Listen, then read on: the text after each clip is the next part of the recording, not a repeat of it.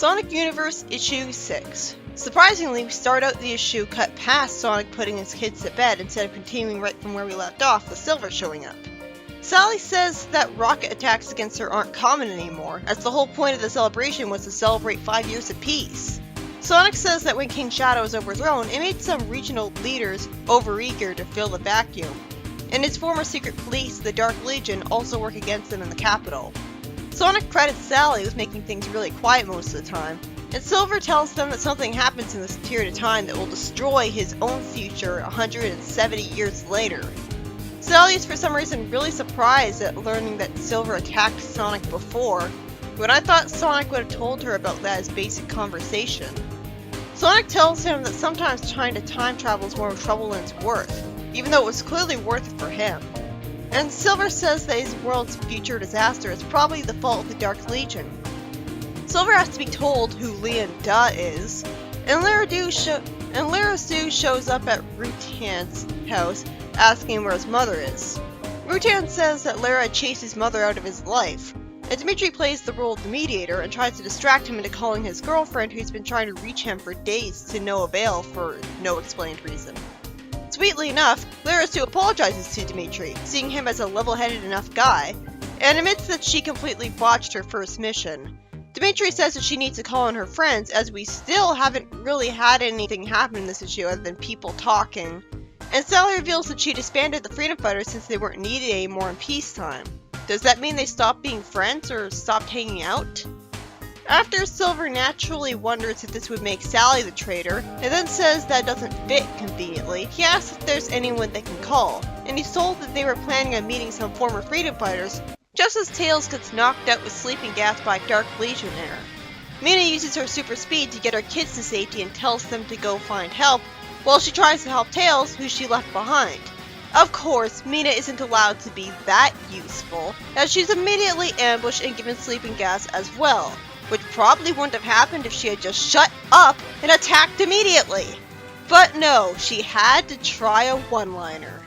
The grunts are told to forget about the kids, and the Legionnaires are about to tour the castle. Lara spots some grunts and thinks about immediately beating them up, only to somehow blame Sonic's recklessness for getting a rocket in his face when that wasn't his fault at all, and instead be smart enough to act like Espio sneaking up on them. Sally lampshades the fact that Silver's not giving any details on how the world is going to end. Either he has so little historical record that he doesn't know, when that should be the one thing in history everybody still remembers, or he's not willing to give out spoilers to them as a time traveler. Sonic lampshades to a servant that he can't constantly eat chili dogs at his age, but apparently doing that when he was younger was just fine. I think it's more that he's not constantly getting exercise by running around fighting robots. After Silver gets adorably bashful at being complimented for his heroism by a girl, suddenly she knocks him unconscious out of nowhere. And Sonic lampshades at 2 years is a long time for her to be a sleeper agent. Fortunately, Sonic's super speed allows him to put her to sleep, when I was fully expecting him to get the same fate after what happened to Mina.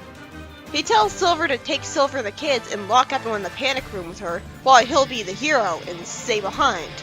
So I'm hoping that this results in the explanation for, like we saw in the future, Sally was shown the future where Sonic said to Sally to leave while the castle was being attacked. But I thought the castle was being attacked by Eggman and his missiles. This is clearly the castle being attacked by Dark Legion. And Sally argues with him for a while out of concern, showing off a repeat of their breakup argument as she calls Sonic playing the hero again. Which Miles said about Buns, saying that Buns was pretending to be a hero, when Sonic clearly isn't pretending to be a hero. But of course, they then kiss out of nowhere, and Sally agrees to the plan really easily out of nowhere. Sonic is then disappointed that Lara Sue got all of the grunts knocked out already, and before he can teach her the spin dash, she points out that the security system has turned against them, and they start dodging lasers, and she says that Leon Duh had a backdoor to the security access codes. Sonic admits that Knuckles really wasn't being paranoid when he wanted to replace the security system of the castle, as it's initiated a full-scale lockdown. I like that the castle has a security system at least. It's very modern and intelligent for a castle. The two break out of the castle immediately, with Lara gliding with Sonic and showing a good chemistry once again, saying that only he can make her laugh at a time like this. Mina's kids panic in front of them, feeling terrible about not getting help for their parents, explaining that the police was too busy with the party, and Sonic reassures everyone. He then reveals that half of Mobius is on the island for the party.